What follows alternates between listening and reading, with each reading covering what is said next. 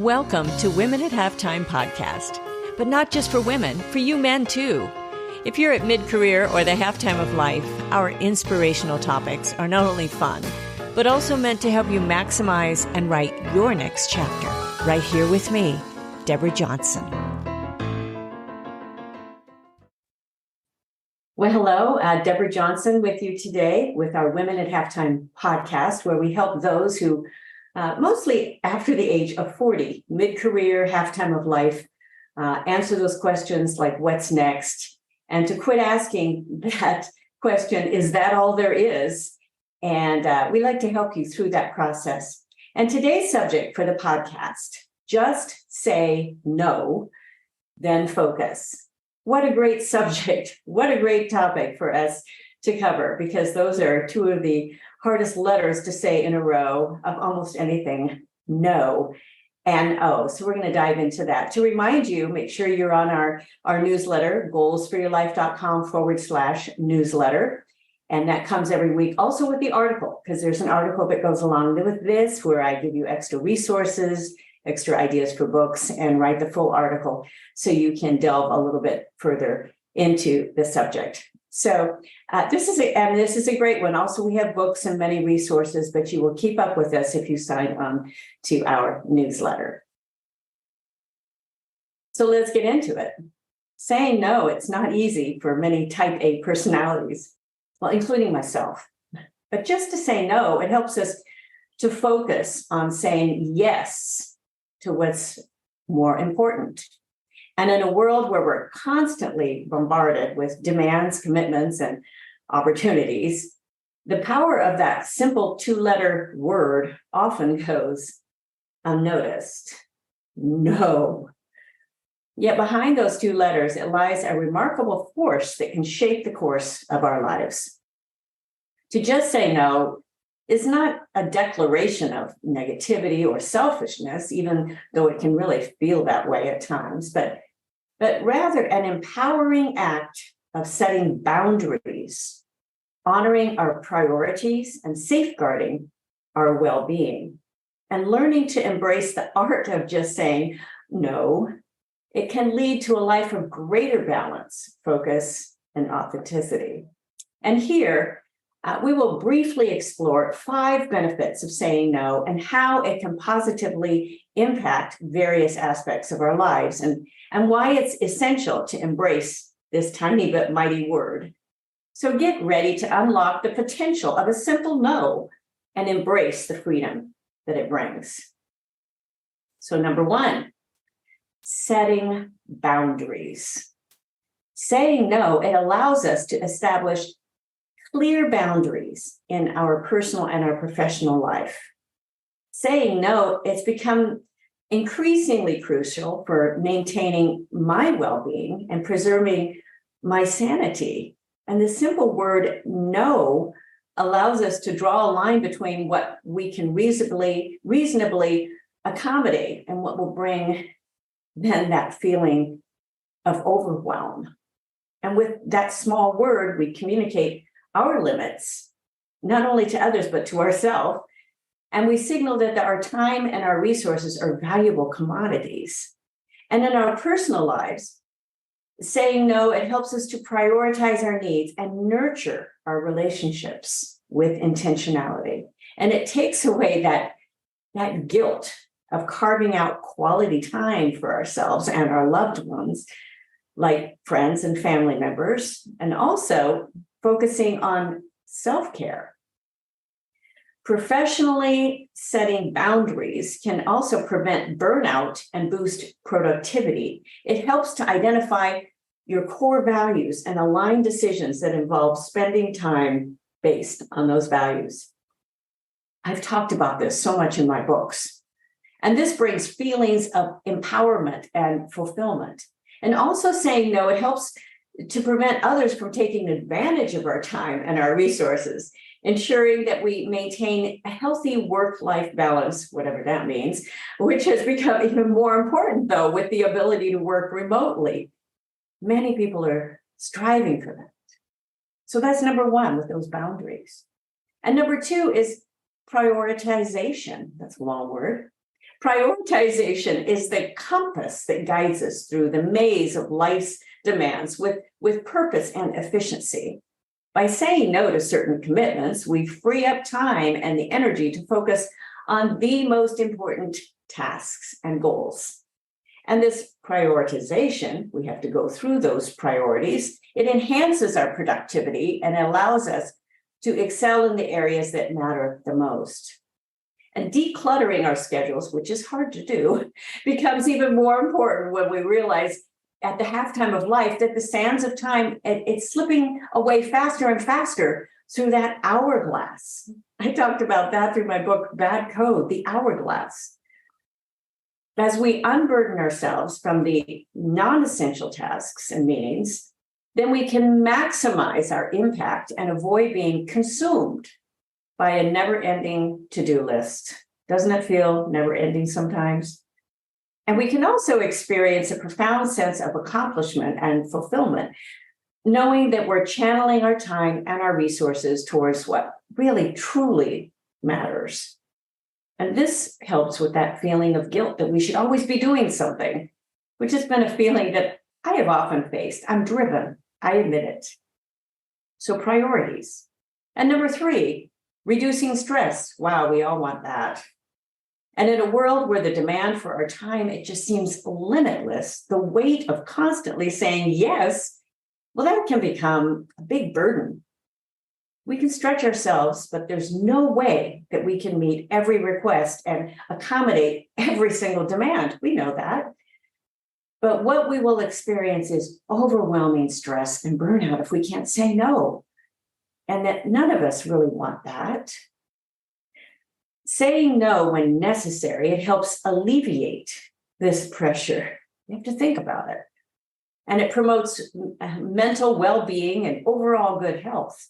And by recognizing our limits and setting boundaries, we regain a sense of control over our lives. To just say no when necessary, it allows us to prioritize that self-care with time for rest and rejuvenation. We all need to take that. And it gives us the space to recharge and recenter our lives with mental clarity and emotional resilience. And for example, when my office desk is cleared of clutter, which doesn't happen too much, actually, but my thoughts are clearer, and many times my work is more productive. And the same principle applies when our calendars are reduced to what's most important, according to our priorities, and cleared of clutter. And I have to admit, I'm better at this at my calendar than at my desk, but it just feels good. So number 4, respecting yourself. Respect is the foundation of strong core values. And that produces personal growth and happiness. And it helps to define that clear purpose that we all strive for.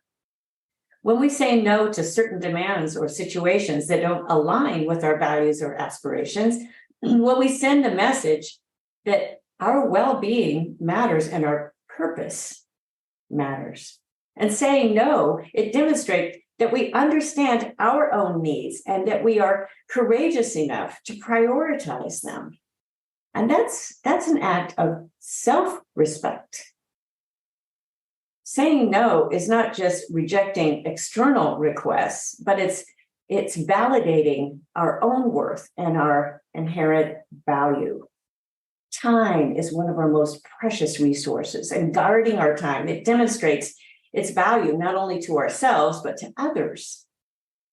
Focusing enough to say yes to what's most important, it nurtures authenticity and courage as we assert ourselves to make choices that aren't just good, but are the best for our lives. This becomes so much more important at mid-career, halftime of life. And saying no shows that we value our own needs and our priorities, and that we've thought through those priorities, fostering self-esteem and confidence in our decision-making abilities. So number 5, empowering others. Wow. To just say no, it extends beyond our personal benefits. It impacts those around us. By saying no, we create space for others to step up and take ownership. And this encourages them to seek solutions independently with accountability and self-reliance. It nudges them to explore their own capabilities and find solutions on their own terms, ultimately building their confidence and problem-solving skills. Now, sometimes it just feels risky to say no and trusting others to handle what we can easily handle ourselves. I'm very guilty of this. But by doing so, we offer them the chance to rise to the occasion and discover their potential, and even give them the opportunity to fail, which can be a wonderful teaching tool.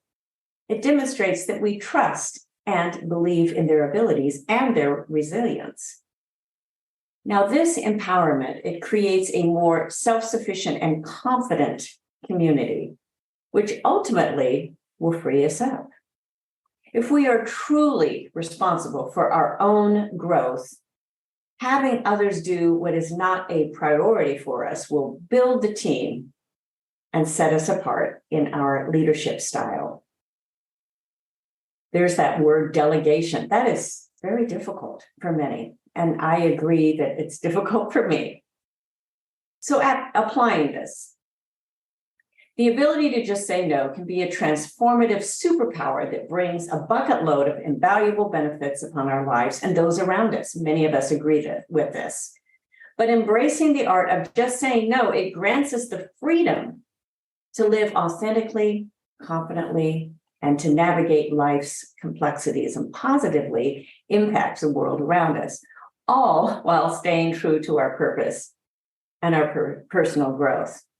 So I want to encourage you who are listeners today to practice this little habit of saying no. Some people try to say no once a day or once every couple days, but just start putting that into your vocabulary to make time for what is not just good, but what is best.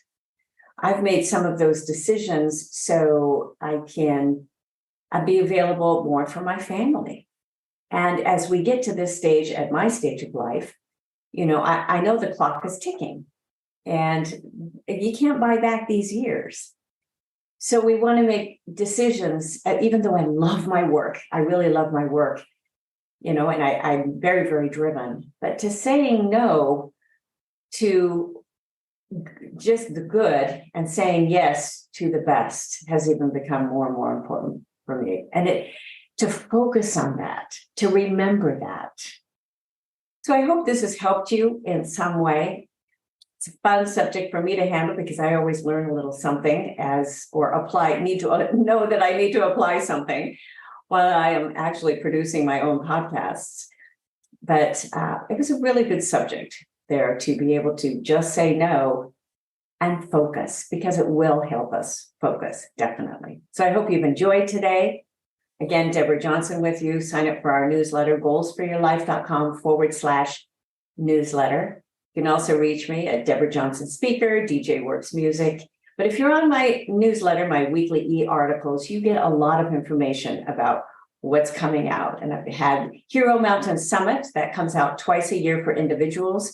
I'm making it available also for small companies and for teams, and it's dripped content. So that's why I only make it available twice a year for individuals, but it's a wonderful one. So make sure you check that out, heromountainsummit.com.